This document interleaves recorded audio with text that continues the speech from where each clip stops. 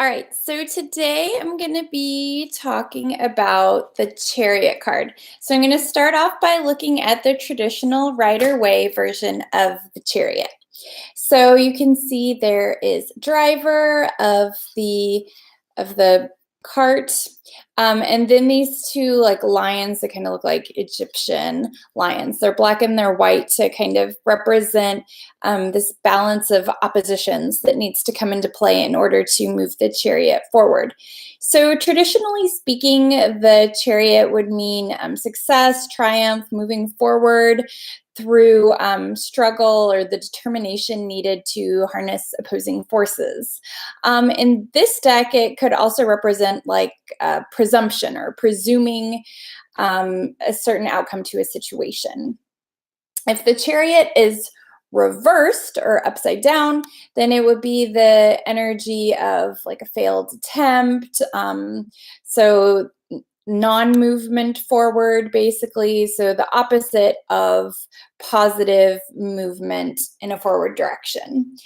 So then the next deck that I'm looking at is the quantum deck. And so in the quantum deck, we actually have Einstein's theory of, what is it? Let me check. It is special relativity. Yes, special relativity. And when it comes to special relativity, it's talking about in the quantum deck how time and space are not absolutes. So when it seems like, and the example that was given in the book is that time is not moving the same for someone who's standing still, or time and space are not moving the same as someone who's standing still versus someone who's on like a speed train. So so I thought that is a very interesting juxtaposition for the Chariot card. So in this one we have Einstein and then a rocket ship, and clearly we have a lot of opposing forces that have to come together in order to get the rocket ship to take off of gravity. So we're opposing the natural laws of gravity as it is going upward and moving into the atmosphere, which again is having to balance out these very different opposing forces in order to get it to function properly. So it's representing that success that comes through a struggle. So a really focused, clear intention is needed when it comes to harnessing the power of the chariot in order to get that movement to go forward in the way that we're seeking for optimal results. The next deck that I'm looking at is the Fountain.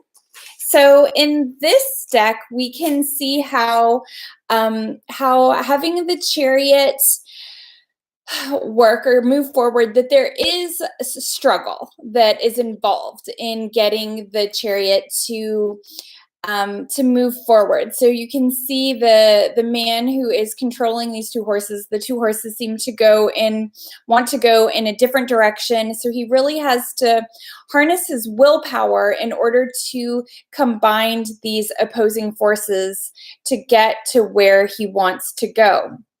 So the chariot is not going to be necessarily a easy move forward, even though it does sometimes represent new opportunities coming in, or new doors.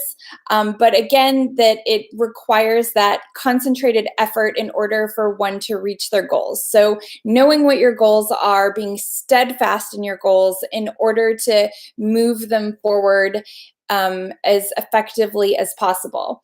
Again, if the chariot were to be reversed, with this deck, it also represents, failure, stagnation, an inability to balance opposing forces, be they emotional, physical, spiritual, whatever needs to come into balance in order to move the energy forward. So clearly, if you're trying to accomplish a new goal, make progress in a relationship or something along those lines, if you get the chariot, it is a good sign of success, but also a reminder of a need to have that focused determination in order to reach the optimal outcome.